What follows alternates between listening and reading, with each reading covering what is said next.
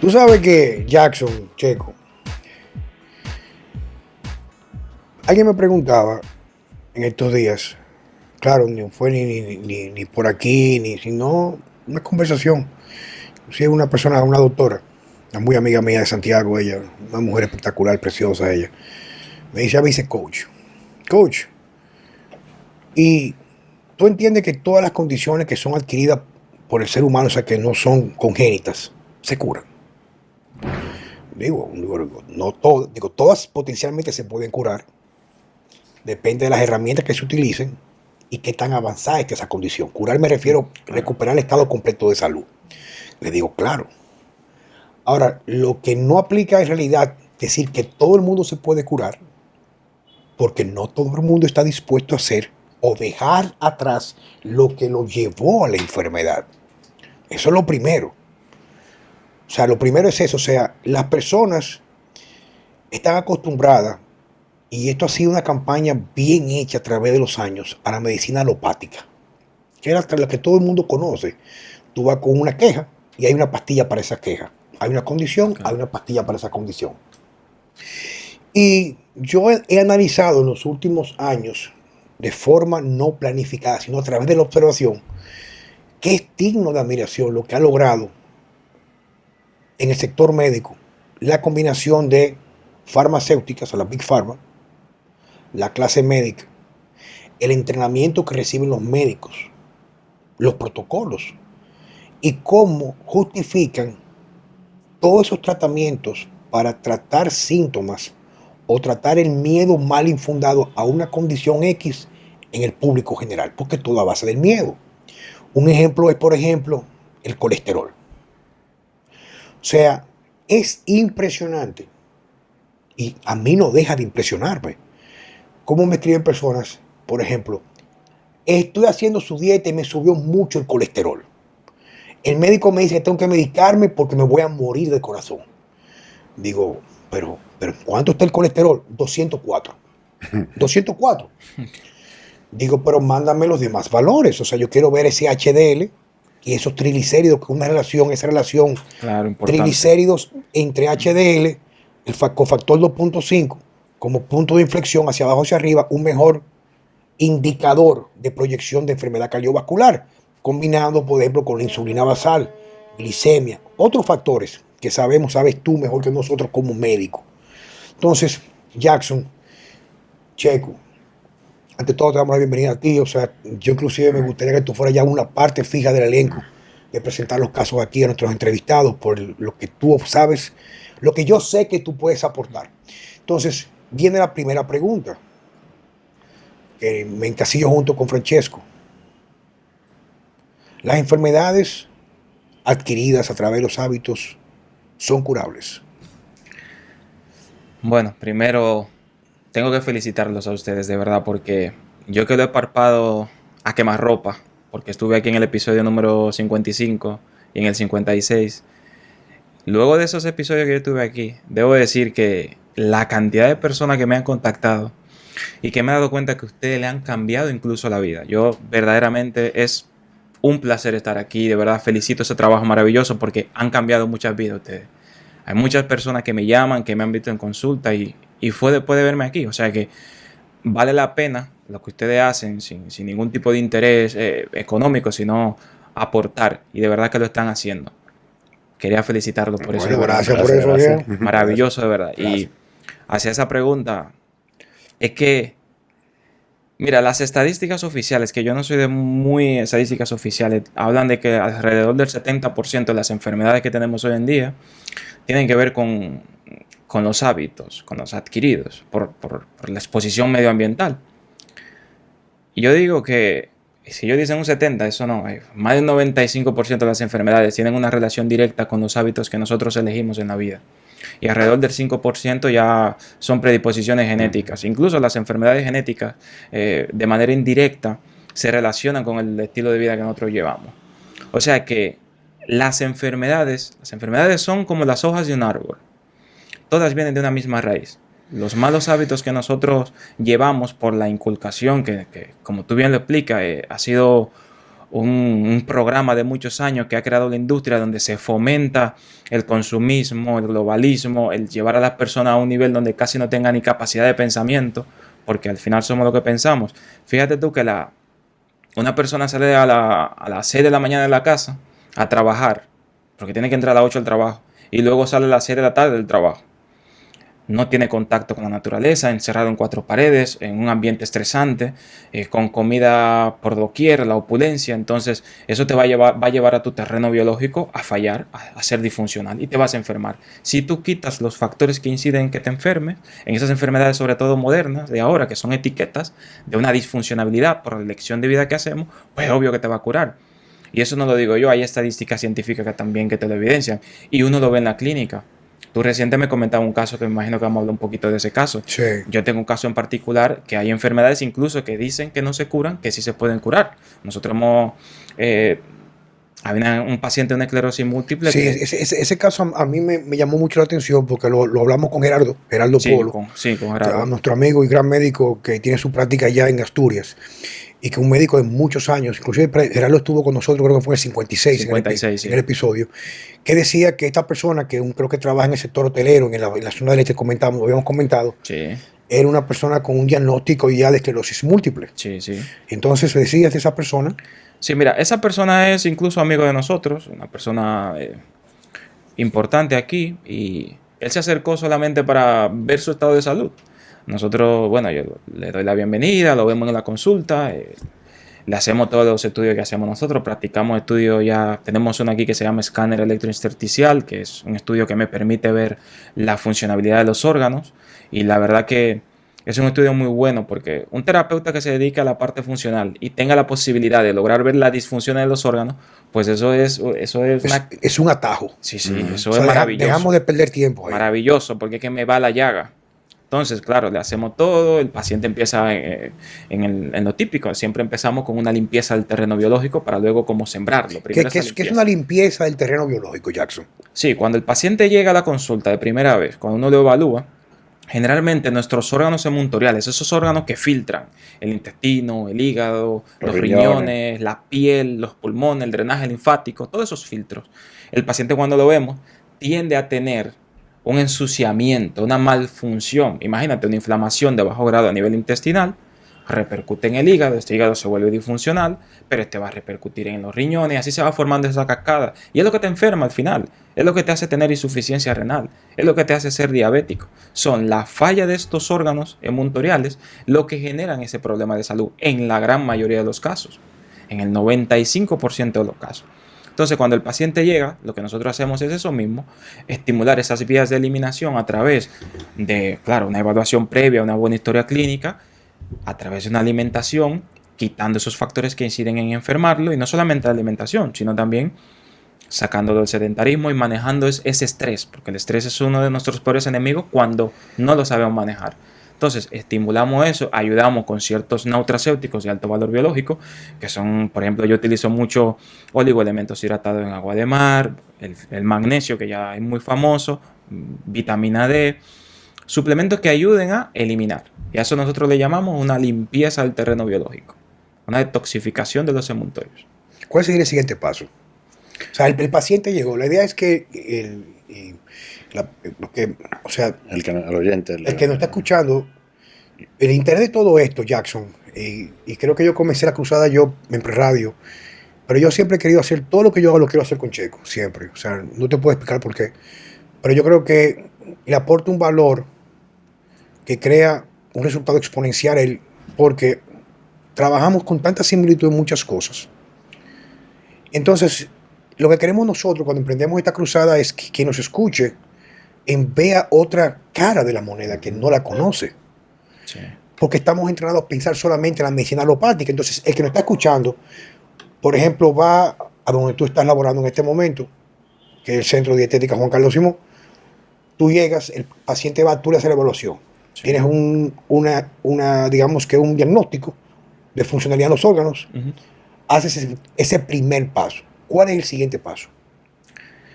Una vez que evaluamos al paciente de primera vez, que ya evidenciamos donde tiene muchas disfuncionalidades, el paciente empezamos cambiando de los hábitos, ayudándolo con la alimentación, fomentamos el ejercicio físico.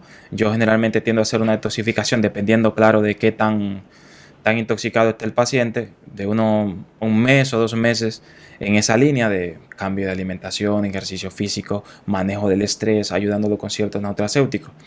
El paciente, claro, a los 15 días, al mes, está contentísimo porque empieza a ver mejoría. El cuerpo humano es perfecto. El cuerpo humano se cura solo, lo que no recibe los recursos. Cuando le damos esos recursos, él empieza a mejorar mucho. Pero luego, imagínate que sea un paciente de Alzheimer o de Parkinson. Yo primero limpio ese terreno y luego voy a reestructurar el terreno, a darle posibilidades que sean directamente enfocadas en tratar de mejorar esa condición del paciente. Pero primero tenemos que trabajar el cuerpo completo para que las sustancias que vamos a utilizar luego puedan llegar hacia el origen de la situación y hacia el paciente. En muchos casos, no digo que curemos un Alzheimer o un Parkinson, que pudiera darse el caso, pero en muchos casos mejorar la condición de salud del paciente. Y si otra enfermedad, que tengo muchas por ahí, pues se curan. O sea, tú sabes que algo que yo he observado, bueno, voy directamente al grano. En mi práctica, o sea, lo que yo hacemos, inclusive en mi centro con tú, ahora como médico, que eres prácticamente la cabeza, la parte médica, que es responsabilidad para ti. Pero mi equipo de dietistas que nos dedicamos a la investigación, tanto de documentarnos talleres y luego poner en la práctica, nos enfocamos básicamente en el poder de los alimentos. O sea, nosotros no competimos con ningún médico. Como dijo Polo, es algo complementario, Claro. no ni siquiera alternativo. Claro. O sea, no es que dejo esto para ir con No. no, es básicamente cómo yo puedo complementar esta medicina que solamente se enfoca en la parte de síntomas a través de factores de estilo de vida tan sencillo como la comida. Sí, sí. Fíjate que, y son casos que hemos visto nosotros, para esa parte de lo que yo pienso sobre el enfoque nuestro, es que yo he recibido personas que van quizás acompañando a otras personas, por ejemplo, una madre con su hijo, que luego me dicen al final de la consulta, mire, yo hice lo que usted puso en las redes sociales, que es prácticamente una dieta de eliminación, o sea, eliminando las cosas que tienden a lacerar y crear esas disfunciones. Hay cuerpos con mucha resiliencia fisiológica que salen solos, entonces quedan a medio, pero experimentan mejorías.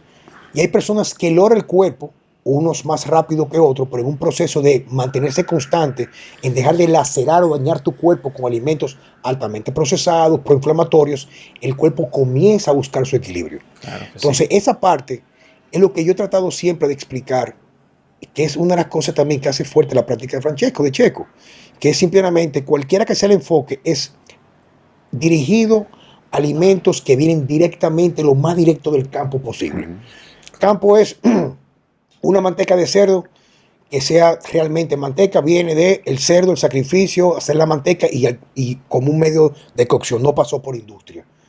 La carne que nosotros recomendamos usualmente, ideal que fuera orgánica, quiere decir que un animal alimentado como le corresponde por su naturaleza, rumiante o lo que fuera, omnívoro, con cosas reales, pero una carne que viene directamente del matadero al plato, o sea, no es algo procesado.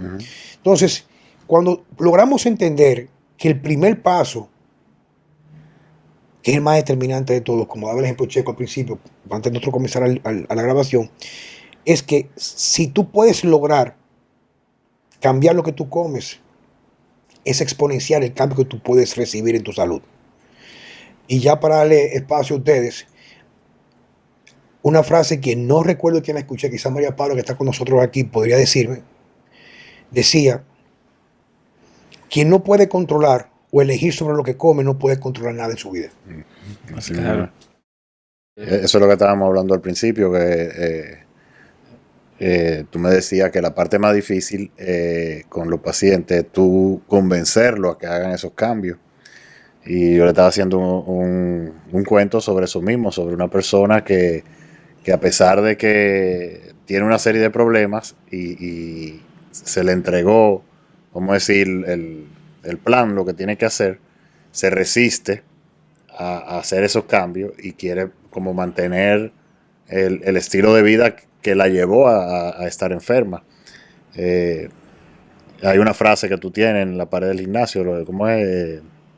Del cambio de... El primer lugar para cambiar el cuerpo es cambiar la forma de pensar.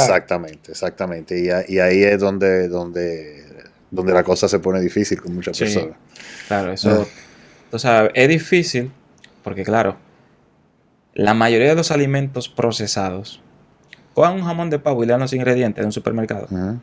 La gente que haga eso solamente, usted coge la bandejita de jamón de pavo que es supuestamente saludable y léete la bandejita a ver qué dice, qué tiene, hasta azúcar tiene. ¿Por qué? Porque la industria sabe que la palatabilidad de los humanos, que ya la han modificado y que somos adictos a ciertas sustancias y ellos la ponen por doquier escondidas. Ahora está muy de moda el temita de los azúcares, cero azúcar. Cónchale, pero está repleto de edulcorantes que son altamente dañinos, la gran mayoría. Yo hablaba de eso hace poco. Entonces, las personas se van creando esa adicción sin darse cuenta. Son adictos. El azúcar es 8 veces más adictiva que la cocaína. Entonces, cuando tú lo ves y tratas... Hay una coach que me tira mucho por ahí, que yo subí eso en estos días hace como 6 meses y me atacó conmigo, que no, que el azúcar no era dañina, que eran las calorías, pero nada, me acordé de esa vaina, tú sabes. Eso sí, el tema de la caloría, como si fuéramos una bomba calorimétrica, ese tema de la caloría es un problema. Como yo tengo un hornito en mi casa. Claro, es más importante, yo siempre le digo al paciente, más importante la calidad que la cantidad. Vamos a darle un giro a esto. Porque es que la calidad, ¿cómo se dice? Regula la cantidad. Claro. No, voy a decir algo de eso. Mira, Jackson, yo discutí en estos días con alguien antes de entrarle un poquito con más calor a la medicina convencional, porque quiero marchar con un poquito de elegancia. Ok. A esa parte. Y te voy a soltar. Tú me pediste permiso. Pero vamos arriba con esto. Mira, yo le explicaba a alguien que en un mundo imperfecto, de inflamación, de comer basura y mierda, perdóname, definitivamente las calorías pueden hacer una diferencia. Si tú comes mierda todos los días, te comes un tanque de mierda y te comes la mitad de la mierda, te vas a convertir en medio tanque de mierda.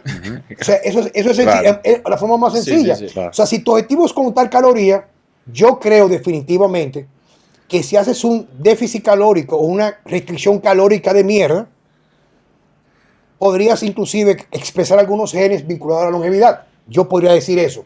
Podría. Sí. No estoy diciendo que lo hagas, pero siempre va a ser mejor comer menos que comer en exageración, de lo que sea. Claro. Si tú eres un tipo que va todos los días a comer basura a McDonald's y te metes 2 papitas y 2 Whopper o 2 Big Mac, si te comes uno y uno, va a estar algo mejor porque tiene menos calorías, tiene menos activación. O menos peor. O si quitas la papa frita, más te comes lo otro, también va a estar mejor. O sea, siempre va a haber como una posibilidad. Ahora, yo apuesto siempre que es lo mejor. Vamos en eso. Sí. Entonces, ¿qué resulta? Te voy a explicar cómo lo aprendí yo. Tú me podrás corregir, por favor. Un alimento altamente inflamatorio, cuando tú lo ingieres, especialmente aceites vegetales refinados, que causan un trastorno disfuncional y estructural en el cuerpo, vamos a hablar de eso un poquito más tarde. Funcional porque cambia la relación de prostaglandinas inflamatorias y otras cosas, respuesta inmunitaria en el intestino, etc. Esas mismas calorías podrían aportarte energía, pero usualmente esa energía podría ser utilizada para fomentar tejido no deseado, que es tejido graso. Claro.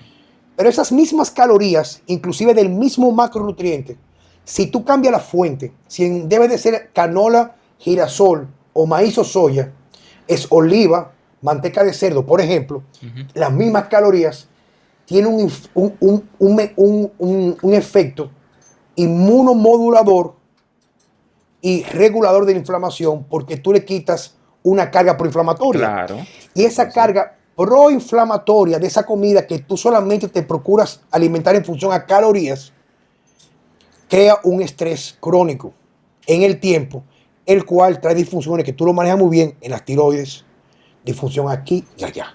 Claro. Entonces, yo siempre he dicho, en mi práctica, que cada persona es individual y esa individualidad lo va a definir su trayectoria, su pasado, sus hábitos, qué relación tiene, en qué lugar vive, dónde trabaja, tiene autosatisfacción, se siente realizado para la parte de emociones, cómo tú eliges la comida o las comidas te eligen a ti por la ansiedad. Todos esos son factores que hay que tomarlo en cuenta como practicante de medicina funcional o dietética funcional. Ahora, ¿por qué las calorías para mí son una basura? Porque hay personas que a lo mejor viven en restricción calórica en alimentos proinflamatorios y nunca rebajan. Escucha esto. Claro. Restringen sus calorías de los mismos alimentos y dicen que quizás es comer menos de lo mismo o aumentar el gasto calórico. Sí. Y estas personas con tanta inflamación causada por estos alimentos estarían mucho mejor no haciendo nada. Sí. Entonces, ¿qué resulta? A lo mejor tú puedes coger esa misma persona, una gente con cirugía bariátrica que a lo mejor no sabe cómo alimentarse.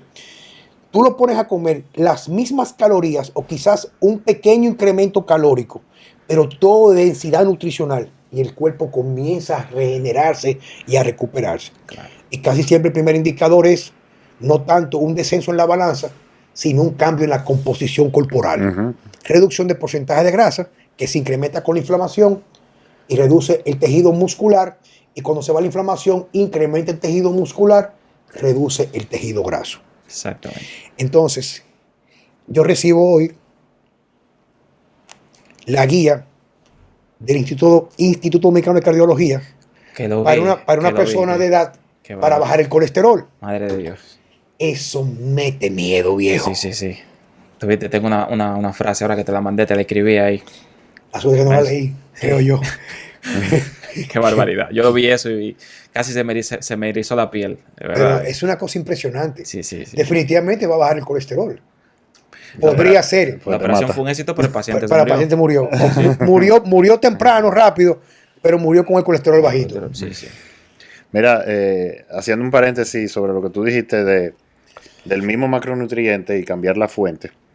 No solo cambiar la fuente, sino incluso la preparación de la misma fuente, que es el ejemplo que a mí me gusta usar mucho con los clientes porque es sencillo de explicar. Si yo te doy 100 calorías en azúcar y tú te la comes con una cuchara, tu respuesta de insulina es menor que si tú coges las mismas 100 calorías de azúcar y la disuelves en agua. Porque tú disuelto en agua, tú lo absorbes mucho más rápido, entra mucho más rápido al torrente sanguíneo y tiene un spike de insulina más alto. O sea que el mismo ingrediente, la misma cantidad, dependiendo cómo tú lo prepares. El vehículo es distinto. ¿Entiendes? Porque el agua no le agrega calorías, es la misma cantidad de calorías. A tu entender, Jackson, ¿cuáles serían de los alimentos que ha introducido la dieta humana la industrialización es el peor de todos para ti? Es una buena pregunta, porque yo tengo tantos peores. Porque fíjate que la gente te habla de las harinas, las azúcares. Muy poca gente, igual que nosotros, ha hablado por tanto tiempo de los aceites vegetales refinados. Incluso la primera persona que yo escuché hablando de los aceites vegetales refinados fue Francesco. La primera persona. Pero yo lo leí creo que fue Udo Erasmus. Sí, pero y eso fue hace más de 15 o 20 años, como 20 años. Que yo creo que yo te presté el libro. Pero fíjate. O sea, no fue que yo lo investigué. ¿Tú me entiendes? No, que yo comencé a restringir, no porque yo entendía en realidad, o sea, tengo que ser honesto, o sea, hace 5 años atrás, yo evitaba los aceites vegetales en mi casa, pero no porque entendían que eran dañinos, y los reemplazaba por unos aceites X, o sea, lo que son buenos para nosotros, o sea, manteca de cerdo, pero primero aceite de oliva, ese tipo de cosas. Pero yo siempre, en mi crecimiento, en mi trayectoria, pensé siempre que era el azúcar y la harina, por ejemplo, ¿verdad? Pero luego me pongo ya a razonar, pero acá, pero mi abuelo, en la época de mi abuelo, comía pan. Claro, el pan no es igual que ahora. La leche era de la vaca alimentada con pasto del patio, era leche realmente de verdad, sin procesar, servía, se cogía la manteca, esto. Entonces yo fui observando, pero lo que fue un detonante para mí importante fue cuando hace 3 años yo fui a Turquía. Digo, coño, pero estos malditos turcos sí comen, viejo. Es una vaina impresionante. O sea, yo típico dominicano me invitaban a cenar, pero una vaina, viejo, eso hay que vivirlo. Sacan unos platicos rebosado de aceite de oliva, con mariscos que están conservados, mucho verduras, pomegranate, la granada. O sea, y esa gente cogían con cierto pan y comenzaban a hablar. Y duraban 1 hora, que trozo de sardina, del Bósforo ahí, del mar. Y yo, tú sabes, el dominicano siempre come como desesperado. Y yo comenzaba a comer. Yo estaba con la barriga así, esa gente comenzaban a pedir comida. Fuman mucho. No son adictos a beber mucho, pero cuando comen siempre toman un tipo de licor muy famoso que hay allá o algo. Y a mí me sorprendió que el índice de obesidad o el tipo morfológico del obeso allá no es el mismo de este lado del mundo.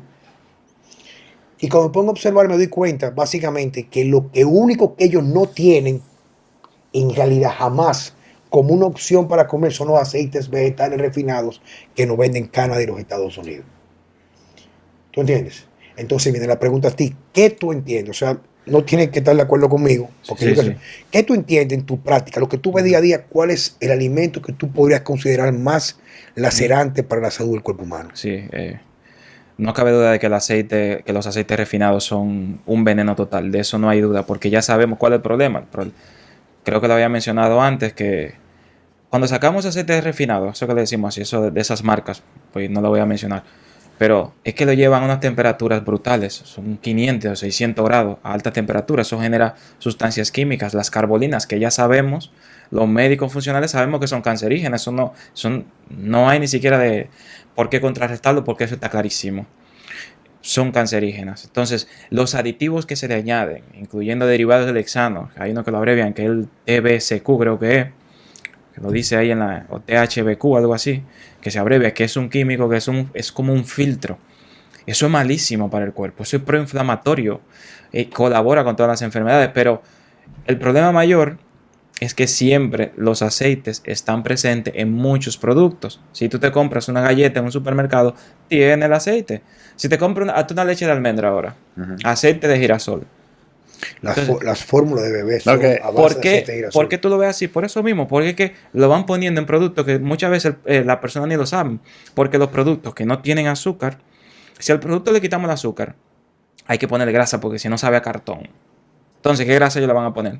La grasa oxidada, la grasa que quisieron culpar a la buena de lo que hace esta grasa mala, esos aceites refinados. Para mí, los alimentos peores, el aceite refinado es uno. El trigo moderno, el trigo transgénico, no ese trigo sarraceno de Europa.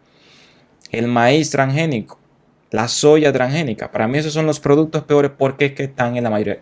De 60.000 productos de un supermercado, 59.000 tienen trigo. No, que prácticamente todos los ultraprocesados son una combinación de esos ingredientes que tú acabas de decir. Exactamente. Aunque parezcan cosas totalmente diferentes, pero es una combinación y lo que hace la diferencia son los saborizantes, los colorantes. Hay que ponerlo siempre. Pero son eso, trigo, maíz, jarabe de maíz, Sí, para cambiar el nombre. los aceites o sea, es lo mismo. Sí. Porque y fíjate que todos esos ingredientes, todos esos productos que tú has mencionado son productos que en Estados Unidos reciben, ¿cómo se dice? Cuando el gobierno da dinero para que... Subsidio. Están subsidiados y todos son, como también dijiste, transgénicos. Alimentos muy buenos para vender, pero muy malos para comer. Exacto. Tú sabes que yo estuve en estos días en Estados Unidos. Gracias a Dios voy a viajar menos porque mi hija vino a vivir para acá, Natalia. Gracias a Dios. Sí, bueno, claro, yo estaba desesperado con mi niña ya. O sea, yo soy muy proamericano. Yo, Juan Carlos Simón, de verdad, a mí me encantan los Estados Unidos. Pero no el Estados Unidos que todo el mundo conoce, que es Nueva York y Miami. O sea, a mí me gustan los estados que son bien republicanos, Utah, Texas, etc. Bueno, el tema es que yo, en uno de esos viajes, fui al supermercado y fui a un Publix que es como un supermercado aquí, tú decir, nacional, en la parte de la Florida y la parte de la costa suroeste. Y luego me fui a un Whole Foods. El Whole Foods, que es como el de todo orgánico. Y yo veo también cómo, por ejemplo, dentro del contexto de lo que es orgánico, y todo esto tiene que ver con la medicina funcional, porque la gente tiene que reeducarse en esos valores de cómo ser más selectivo a la hora de comprar las cosas. Yo veía como todo lo que tú veías, aunque estuviera etiquetado como orgánico, tenía aceite de canola, por ejemplo. Y es cierto que quizás, digo yo, no sé, Checo, ustedes son más expertos que yo trato siempre de irme como las cosas a la tangente. Yo no me dé vuelta, dime que si me jode o no. Si me va a joder o no, algunas cosas, digo yo, yo sé que ya de por sí, aunque sea entre comillas, mejor que el otro, crea un aporte de desbalance de omega 6 con omega 3 que te crea más un efecto más constante proinflamatorio. Exacto. Pero que la observación viene es por encima de lo que diga la etiqueta. Cuando yo he ido de viaje, inclusive a coger talleres que Checo me acompaña en un par de ocasiones, nos quedábamos cerca de estos supermercados para supuestamente elegir lo mejor. Y no importa que hubiéramos cogido los vegetales orgánicos, siempre experimentamos inflamación estomacal el segundo día. O sea, comíamos vegetales con un pollo supuestamente orgánico, lo otro.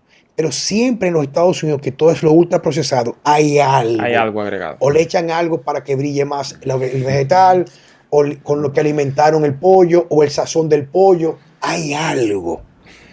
Viejo, era indiscutible que al segundo o tercer día ya comenzaban los trastornos digestivos, constipación, estreñimiento, comenzaba a tener dolor articular, etcétera. Sí, así. Hay algo que tú dijiste que se agrega a lo que estaba explicando el doctor, que sobre esos aceites, que por un lado, aunque fueran orgánicos y no se usara calor y no se usaran solventes químicos para sacarlo, el exceso de omega 6, como dijo Juan Carlos. Totalmente, Y claro. encima de eso, o sea, que aunque la persona tenga, por decir, aceite de maíz orgánico, como quiera hay un problema por un exceso de omega 6, que cabe decir que en realidad no son malos. El único problema es que se consumen en exceso y entonces consumimos muy poco omega 3 para balancearlo.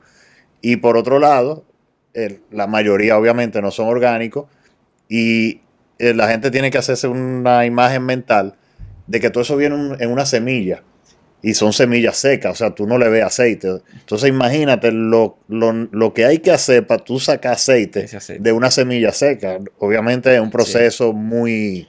Que no va a ser por presión, que tú le permites y el aceite lo cupió por exacto, fuera. que es la diferencia del aceite de oliva, que el aceite de oliva, sobre todo el extra virgen, o sea, con muy poca presión, Sí, tú obtienes un aceite. Sí, el prensado en frío, tracción mecánica, buenísimo. Pero es así, mira, si seguimos haciéndole caso al oficial, a los reglamentos oficiales, vamos a seguir de mal en peor. Y aquí todo el mundo, yo le doy el derecho a no creer nada de lo que decimos aquí. Es un derecho que tiene todo el mundo. Yo no creo lo que está diciendo Checo, ni lo que dice Juan Carlos, ni lo que dice Jackson. Pero yo no le doy el derecho a que no investiguen. Hay que investigar. Si usted no cree lo que uno habla, pues por lo menos, si usted no se escucha, dése la tarea de investigar lo que lo va a encontrar. Si seguimos así haciéndole caso al oficialismo, no, porque hay organismos que regulan esto, pero claro, regula un poquito por aquí de esto, que a esa cantidad supuestamente no es dañino, pero le agregamos esto, que esta cantidad tampoco, y al final tenemos como una bomba. Por eso seguimos como estamos. Siguen aumentando los casos de diabetes. ¿Se han solucionado? No. ¿Se ha solucionado el cáncer? No. Se han solucionado un montón de enfermedades, hipertensión, Parkinson, Alzheimer, ni hablar del autismo, no se solucionan. Entonces no podemos estar nosotros centrándonos solamente en la parte oficial. Hay que escuchar un poquito la otra cara de la moneda, como tú le dices. Hay que escuchar y saber que hay otras cosas, saber que hay una realidad por ahí. Yo decía en estos días que todo médico, un médico que se dedica a la salud, si usted va como paciente, el médico debe explicarle a usted cuáles son esos factores que lo han enfermado, cómo tratarme, qué beneficio tengo a corto, mediano y largo plazo. Porque lamentablemente, y sin ganas de ofender a ningún médico, que hay muchos médicos que son muy buenos, pero hay otros que son muy malos y que se van demasiado a lo convencional y que se centran en lo mismo de siempre, en que come como quieras, lleva los hábitos que quieras, pero tómate esta pastilla. Esa no es la solución. Siempre lo digo, es un alivio temporal. La sintomatología de un paciente es importante, muy importante porque te da información. Pero no es el centro del universo de una terapia funcional que te sane, que te cure, que te ayude a salir del hoyo, como tú dices, Juan Carlos. Yo tengo un par de preguntas, sí, Jackson. Y tú quiero que pienses en preguntas muy puntuales para tú retroalimentarte y yo poder retroalimentarme. En casos particulares que tú recibes, en tu práctica clínica,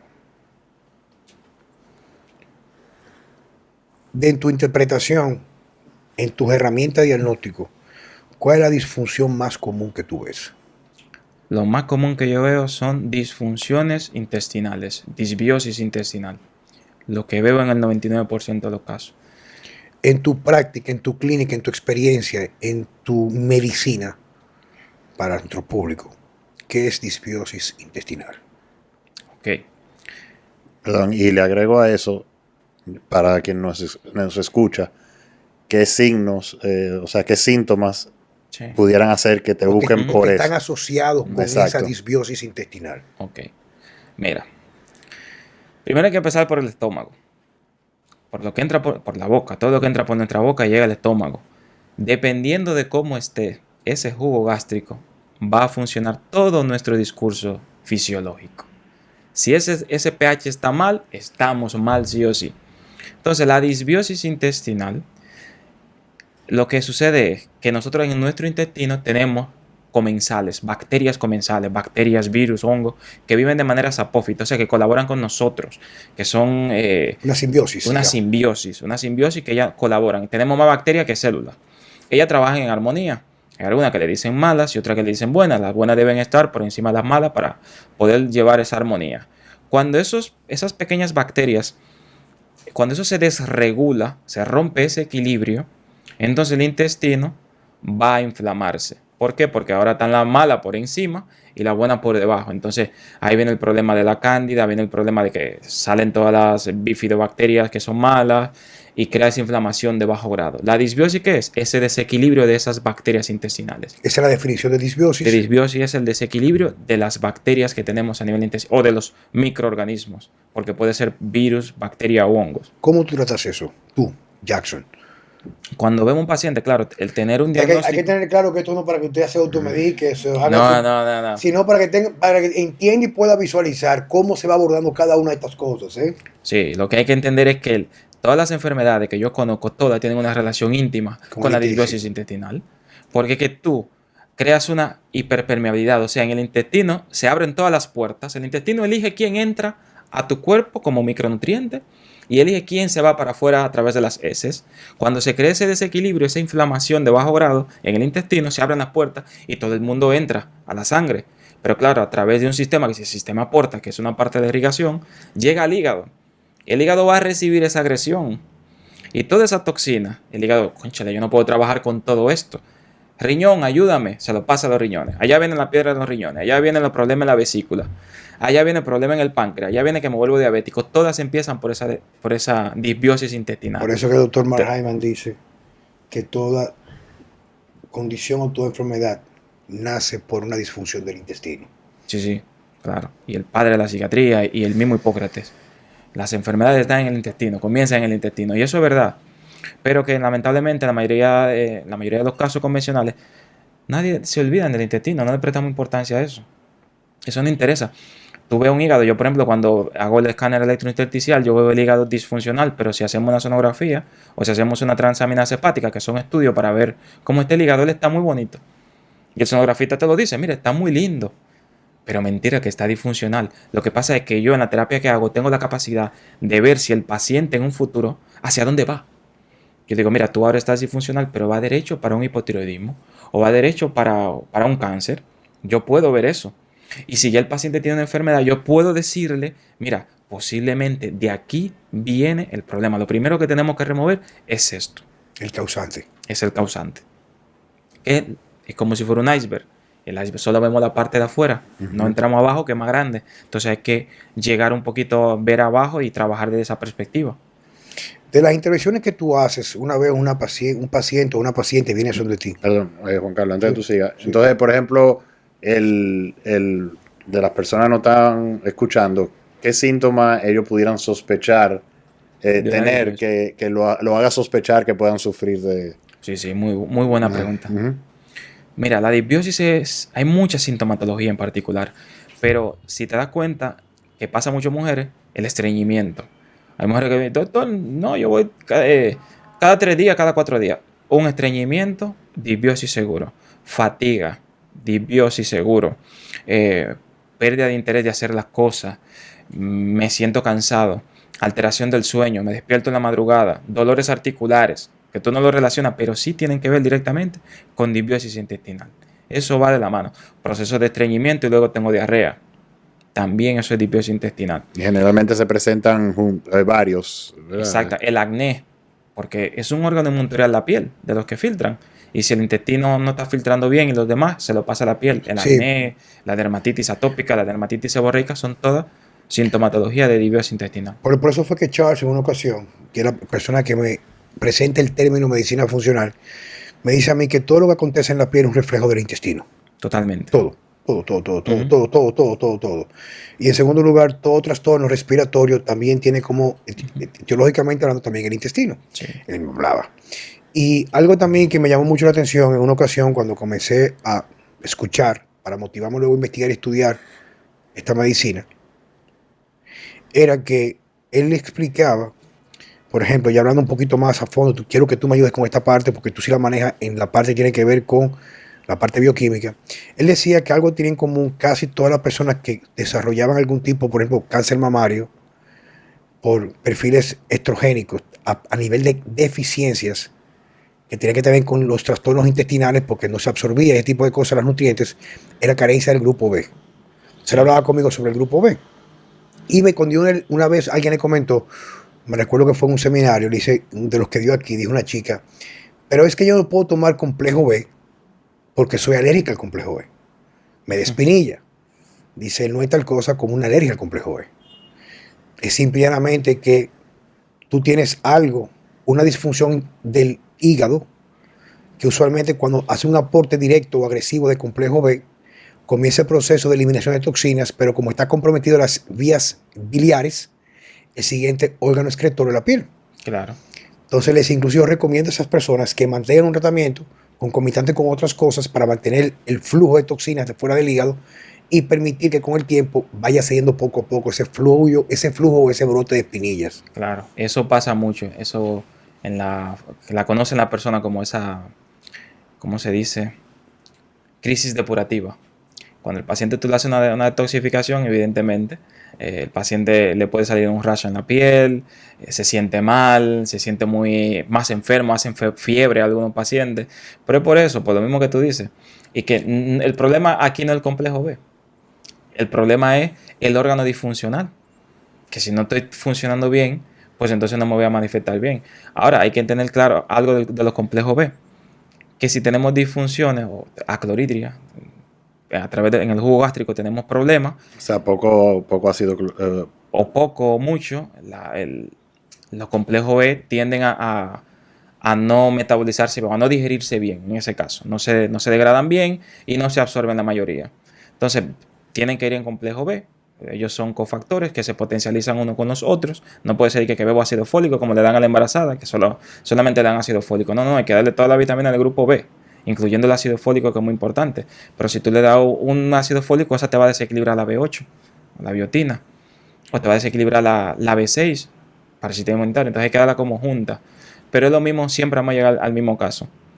Si tenemos unos órganos totalmente disfuncionales, órganos filtradores, órganos semuntoriales, lo que ya mencionamos, pues la mayoría de las cosas te van a caer mal y se te van a manifestar en la piel y tú vas a pensar que es por un proceso alérgico, cuando no lo es. Porque por ahí es que va la cosa. Muchas veces nosotros, que es otra cosa importante, hay que entender que los suplementos no son medicamentos y que son suplementos a los alimentos. Para suplementar el aporte que los alimentos hoy en día, por más saludables que sean, no lo tienen todo. Porque estamos expuestos a muchas cosas. Entonces, los suplementos tienen que ayudarse sí o sí de una alimentación correcta, de un ejercicio físico. No hay una persona sana. Si no hace ejercicio físico, no está sano al 100%. La persona que no hace ejercicio no está sano al 100%. Hay que cumplir con esos criterios. Manejo del estrés, alimentación correcta y ejercicio físico. Y nos ayudamos entonces luego con suplementación. Pero es tan sencillo como esto, Checo. Tú sabes que yo en los últimos años, aunque yo soy un adicto a la actividad física, me he concentrado más en el entrenamiento de musculación, que tiene muchos beneficios para longevidad, salud metabólica, ese tipo de cosas. Pero hay un componente que tiene más que ver con la función de las mitocondrias. Y cuando yo de forma aleatoria, como pasó este sábado pasado, que fue una propiedad de Bonao, caminé, hice el aeróbico y el cardio del año entero. Subí una loma, coño, se me puso la lengua de corbata, viejo. Y cuando yo hago cualquier actividad, sea caminar en la playa sin distracción, sin celular, o voy a la montaña, o elijo un día montar bicicleta, o sea, el beneficio que yo siento es inmediato, Sí, o sea, te lo juro, o sea, es una cosa impresionante, o sea, yo puedo sentirme cansado, Checo, el típico cansancio normal, o sea, o creer que me siento bien, y cuando incursiono en una actividad que me incrementa la frecuencia cardíaca, que aumenta la tasa de captación de oxígeno, ese tipo de cosas, y la mantengo por 45 minutos, una hora. O sea, yo experimento un estado de bienestar que se proyecta en los próximos 1, 2 o 3 días. Y eso te explica, no es que la actividad física, sí, o sea, es lo que tú dices. Quien no hace actividad física no está completamente sano. Es que estamos hechos para hacer actividad física. Totalmente. Y no hablamos que es estar 2 horas en un gimnasio metido, es incluso hasta caminar. Claro. Que es lo que hace Gerardo, Sí, que me dice a mí que camina horas todos los días. Horas y horas. Sí. Yo le digo a la gente que tanto el cuerpo como la mente están diseñados para pasar trabajo. Sí, es que fue difícil en aquellos tiempos. Cuando tanto el cuerpo como la mente no pasan trabajo, de una vez se degeneran. Claro.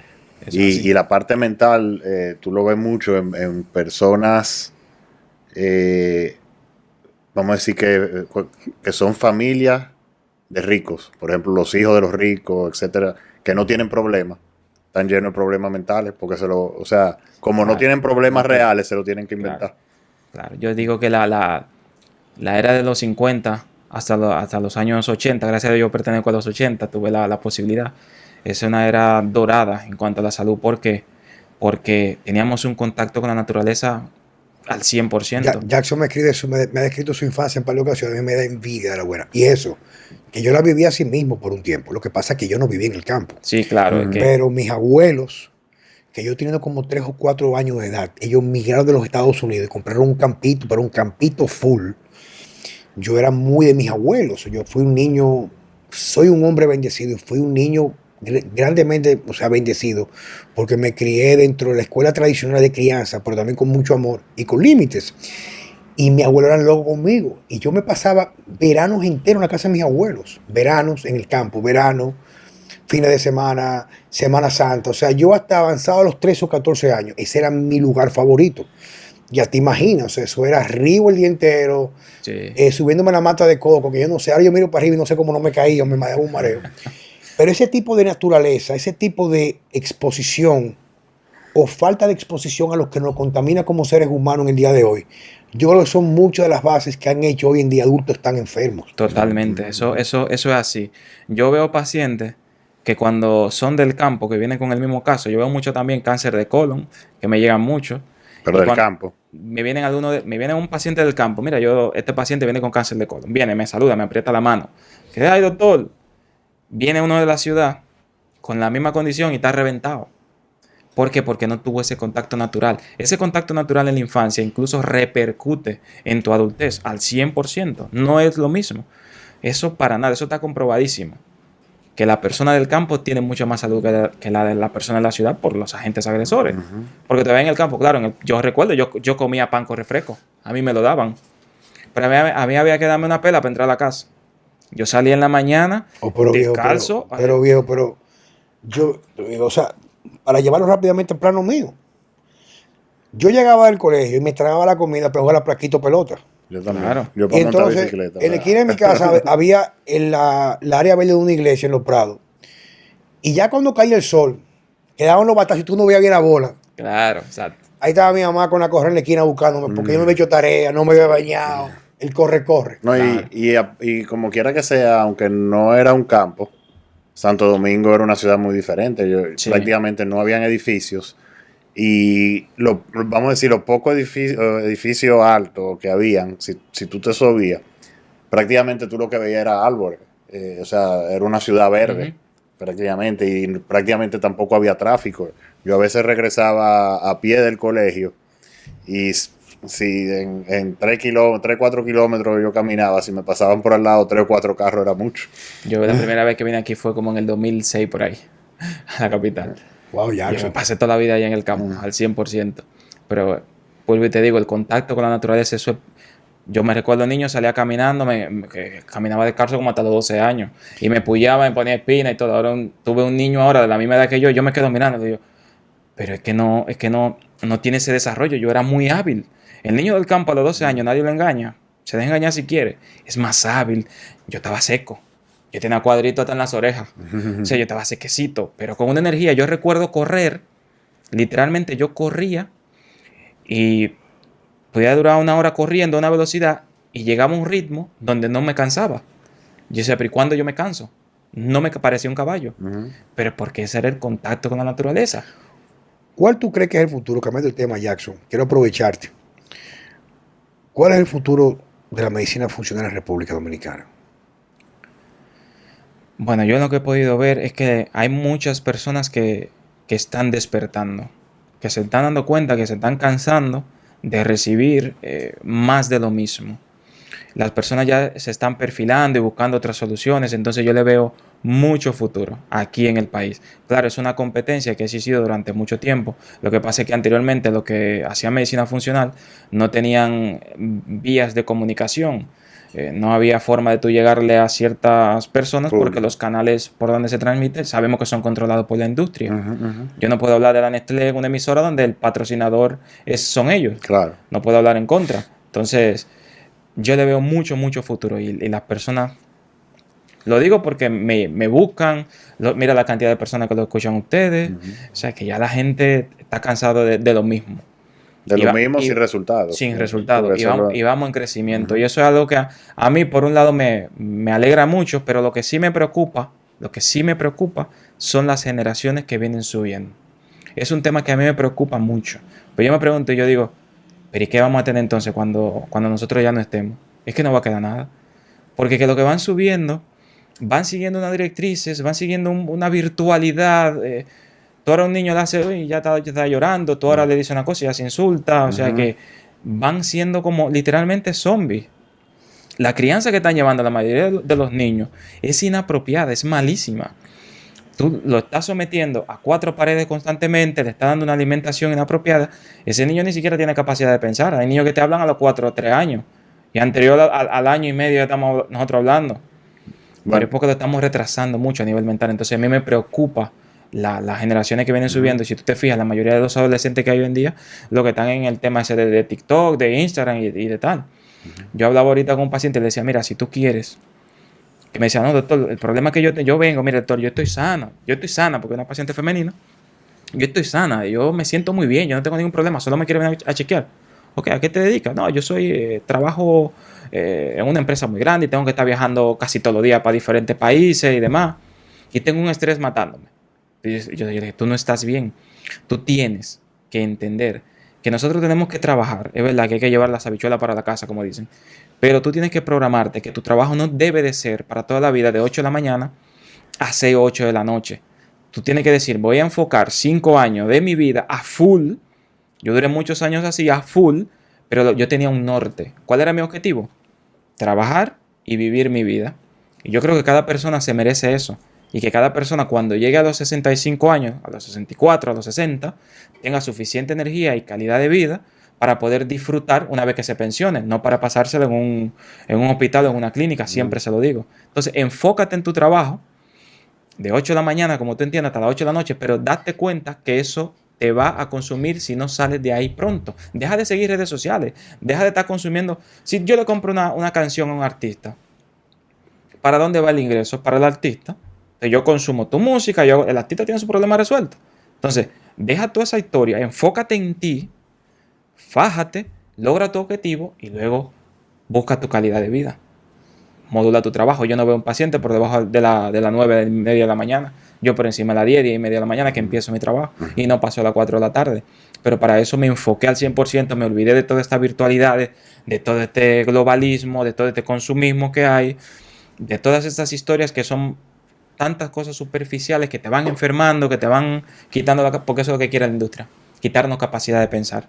Ya los adolescentes ahora no están pensando muy bien, están pensando mal, están pensando en ropa y en carro, en celular. O sea, como ya vamos cerrando, quiero decir 2 cosas y aprovechando una que tú dijiste con relación a los niños de hoy en día.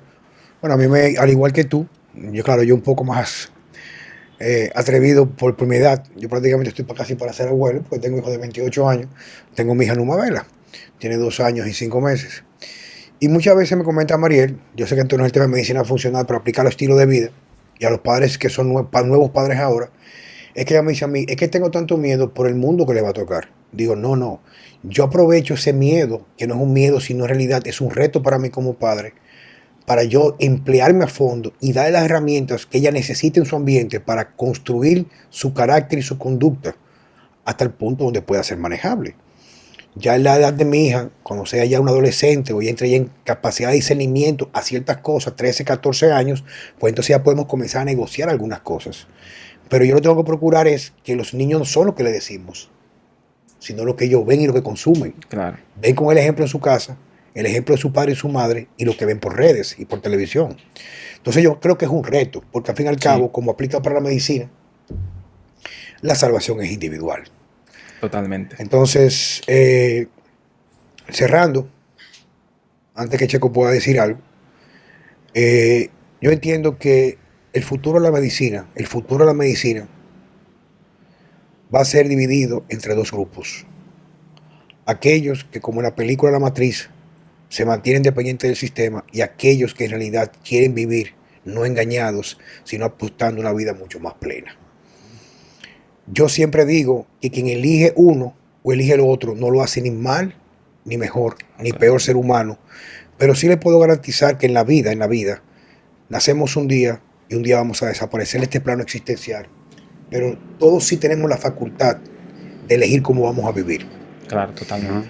Y muchos que me conocen, quizás quienes han visto ya anteriormente mi podcast saben que yo soy un tipo extremadamente disidente del status quo, lo que está instalado.